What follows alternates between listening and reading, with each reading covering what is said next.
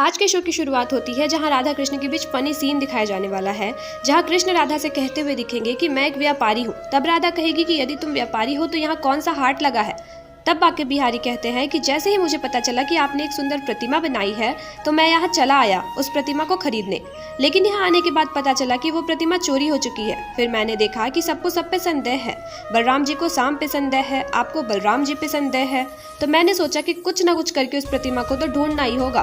तब मैं हरि के घर गया, लेकिन आपको तो कुछ सुनना ही नहीं है, तो मुझे यहाँ से चले जाना ही ठीक है। और वो जाने लगते हैं। तब राधा उन्हें रोकती है और कहती है कि सुनो बाके, तुम तो यहाँ मेरी मदद करने आए हो ना, तो बताओ कि तुम्हें क्या पता चला है। तब बाके कहते हैं कि नहीं, अब तक तो कुछ पता नहीं चला उस प्रतिमा के बारे में, कि तुम्हें इतना अवश्य जानता हूँ कि मैं उस प्रतिमा को लेके अवश्य जाऊंगा। तब राधा कहती है कि भला मैं तुम्हें अपनी प्रतिमा क्यों दूंगी। तब कृष्ण कहते हैं क्योंकि मैं एक व्यापारी हूँ और मैं खरीदूंगा तो आपको तो बेचना ही होगा ना। तब राधा कहती हुई दिखेगी कि मुझे नहीं बेचनी अपनी प्रतिमा, वो कोई आम प्रतिमा नहीं है। तब बाके बिहारी कहते हैं कि मैं भी कोई आम व्यापारी नहीं हूँ, मैं जो चाहता हूँ उसे लेकर ही रहता हूँ। पहले हम उस प्रतिमा को खोज लेते हैं, उसके बाद मैं वो प्रतिमा खरीद लूंगा। तब राधा कहती है मैं प्रतिमा नहीं बेचूंगी, लेकिन तुम यहाँ मेरी सहायता करने आए हो ना, तो चलो उस प्रतिमा को ढूंढने में मेरी सहायता करो।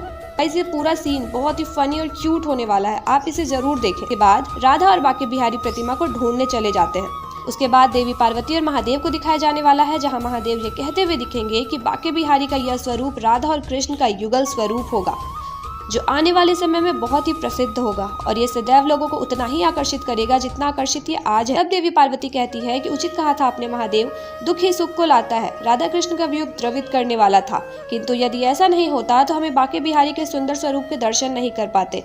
उसके बाद राधा कृष्ण को दिखाया जाता है, जहां राधा कहती हुई दिखेगी कि मुझे ढूंढने की जगह तुम प्रतिमा को ढूंढो। तब बाके बिहारी कहेंगे कि प्रतिमा ढूंढना तो मेरे बाएं हाथ का खेल है, मैं उस प्रतिमा को तो ढूंढ ही लूंगा। अभी तो मुझे संदेह 4 व्यक्तियों पे है, पहला शाम, दूसरा बलराम, तीसरा तुलसी और चौथा आप। तो ये सुन के राधा चौंक जाती है और कहती है कि भला मैं ही अपनी प्रतिमा क्यों चुराऊंगी। तब बाके बिहारी कहते हैं कि मुझे क्या पता, लेकिन जिन पर संदेह है उनसे पूछताछ तो करनी ही होगी ना, तो आरंभ आपसे ही करनी होगी। तो राधा कहती है कि ये तुम क्या कह रहे हो, मैं भला अपनी ही प्रतिमा क्यों चुराऊंगी। तब कृष्ण कहते हैं कि जो अपराधी होता है ना, वह दूसरों को ही अपराधी समझता है, स्वयं को नहीं। तब राधा कहती है कि ठीक है, पूछो क्या पूछना चाहते हो। तब कृष्ण राधा से पूछते हैं कि क्या आपको चोरी करने का अभ्यास है, जीवन में आपने पहले कभी चोरी तो की ही होगी। तब राधा कहती हुई दिखेगी कि नहीं, मैंने कभी चोरी नहीं की। तब बाके बिहारी कहते हैं किंतु मैंने तो कुछ और ही सुना था कि आपने कृष्ण को माखन चुराने में उनकी मदद की है। फिर राधा कहती है कि यह सब तुम्हें कैसे ज्ञात है, मैंने तो बालपन में ठिठोली, देखो तुम मुझे, क्या तुम्हें लगता है कि मैं चोर हूँ। तब बिहारी राधा को देखते हैं और कहते हैं कि आपने कृष्ण की माखन चुराने में मदद की है, किंतु प्रेमवश, किंतु आपने कृष्ण का हृदय भी तो चुराया है, और जिसने कृष्ण का हृदय चुराया मैं उस पर कैसे यकीन कर लूँ। तब राधा कहती हुई दिखेगी कि देखो, कृष्ण का हृदय मैंने नहीं चुराया, वह सदैव से ही मेरा है। उसके बाद दिखाया जाने वाला है कि कृष्ण राधा से कहते हैं कि अब मुझे शाम की पत्नी लक्ष्मणा से पूछताछ करनी होगी, लेकिन लक्ष्मणा से प्रश्न आप पूछेंगी राधा। तब राधा कहती है कि मैं क्या प्रश्न पूछूंगी। तब बाके बिहारी कहते हैं कि मैं दूर से आपको प्रश्न बताऊंगा और आप वही प्रश्न पूछ लेना। फिर लक्ष्मणा को दिखाया जाता है, जो मूर्ति कमरे में ना होने से परेशान हो सोचती है कि यह मूर्ति तो यही थी, किंतु यह मूर्ति गई कहाँ। तब राधा वहां आती है और कहती है कि मेरी मूर्ति चोरी हुई है, इसलिए मैं यहाँ आई हूँ। तब लक्ष्मणा घबरा जाती है और कहती है कि आपको क्या लगता है कि मूर्ति मैंने चोरी की है। तब राधा कहेगी कि जहाँ मूर्ति थी वहाँ 3 लोग थे, दाऊ, तुलसी और शाम, लेकिन शाम को तो मानसिक आघात हुआ है और तुम उसकी पत्नी हो, तुम्हें तो पता ही होगा कि वहाँ क्या हुआ था, और मुझे पूर्ण विश्वास है कि यह मूर्ति तुम तीनों में से ही किसी ने चुराई है। तब लक्ष्मणा कहती हुई दिखेगी कि मैं और शाम क्यों मूर्ति चुराएंगे। तब राधा कहती है कि अगर नहीं चुराई तो कुछ प्रश्नों के उत्तर दो। तब राधा पहला प्रश्न पूछती है कि जिस दिन मूर्ति लुप्त हुई उससे पहले से ही क्या तुम दोनों ने मूर्ति चुराने का मन बनाया था। तब लक्ष्मणा कहती हुई दिखेगी कि भला मैं और आर्य शाम ऐसा क्यों करेंगे। उसके बाद राधा उनसे दूसरा प्रश्न पूछती है कि शाम तो बेशुद्ध था, तो क्या तुम किसी और से नहीं मिली जिसने तुम्हें मूर्ति चुराने का विचार दिया हो। तब लक्ष्मणा को शुक्राचार्य का याद आता है और वो घबरा जाती है तथा कहती है कि भला मैं किसी और के कहने पर आपको मूर्ति क्यों चुराऊंगी। तब राधा कहेगी कि यदि मूर्ति नहीं चुराई तो इतना घबरा क्यों रही। फिर राधा कहती है कि तुम सोच रही हो कि मुझे ये सब कैसे ज्ञात हुआ। तब लक्ष्मणा कहती है कि नहीं राधा, आपको अवश्य कोई भ्रम हुआ है, मैं ऐसा क्यों सोचूंगी।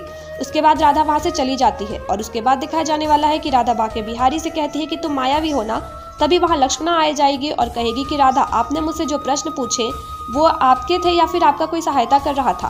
तो राधा कहेगी कि ठीक है, आज सांझ मंदिर में आ जाना, मिलवा देंगे बाके से जो मेरा साथी भी है और सहायक भी।